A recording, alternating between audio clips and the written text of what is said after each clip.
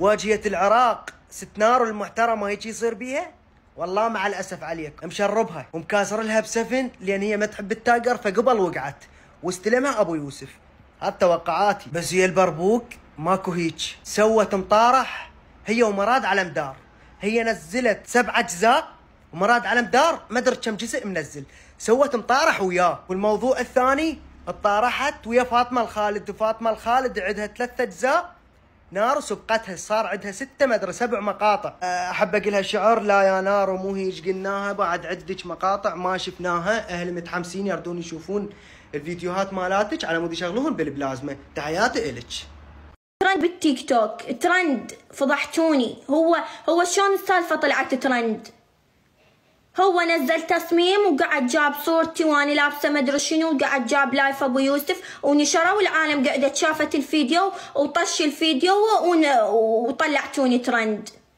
وسبحان الله البارحه نشر صوت حس يحرض مصممين يقول لهم صمموا ونزلوا عليها. سبحان الله، ليش لما طلع حقي ما تردوني احكي؟ الله اكبر، هذا ظلم. كانت مو تقول وين الغيرة العراقية، تفتح بيا لايف تقول وين الغيرة العراقية. أنا هسه اريد اقول وين الغيرة العراقية؟ ما تخاف ربك؟ والله حرام. يعني أنا عندي أهل وحتى أبو يوسف عنده عائلة، عنده أهل، يا أخي عيب ارتقوا. الله ياخذ حقي والله. ولا طلعت وتكلمت وسولفت، والله اللي يطعن بشرف بنية هذا مو رجال. والله بشكل عام اي واحد يحكي على شرف بنية مو رجال. وبعدين مو شي جديد، انا طلعت ودافعت ومن حقي كل شيء اسوي، لانه اي داعم كان يجيني تسوون مشاكل وتخربون علاقتي وياه، او تخربون يعني تخربون من الاخير، تخربون تواصلنا علاقتنا كل شيء تخربون. اي داعم يجيني يعني 100,000 مرة أنا أقولها قدام باللايف. أني موضوع أول مرة سالفة صارت مال المشكلة مرتين اتصلت بالخاص وحكيت باحترام وقلت إذا الموضوع تبطل ورجعت حكيتوا بيه راح أحكي أني بالعام وأحكي كلام أبدا مو حلو بالحقكم.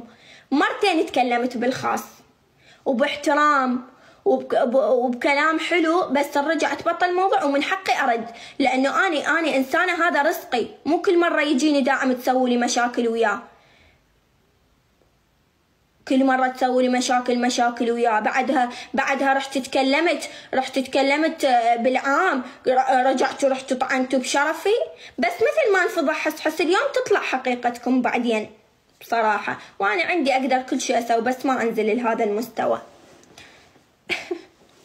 والله أتمنى أسمعكم أشياء والله، بس ما أنزل لهذا المستوى بصراحة. أنا أتكلم مرة بالموضوع.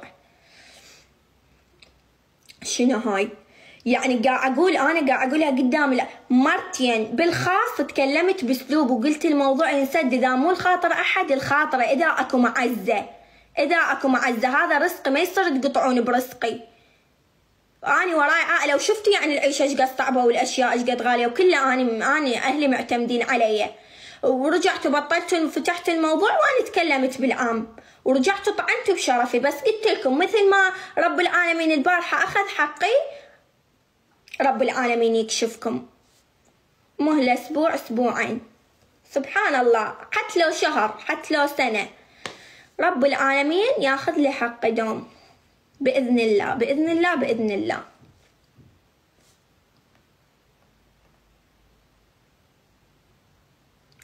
والسكوت للملوك بصراحة، للملوك.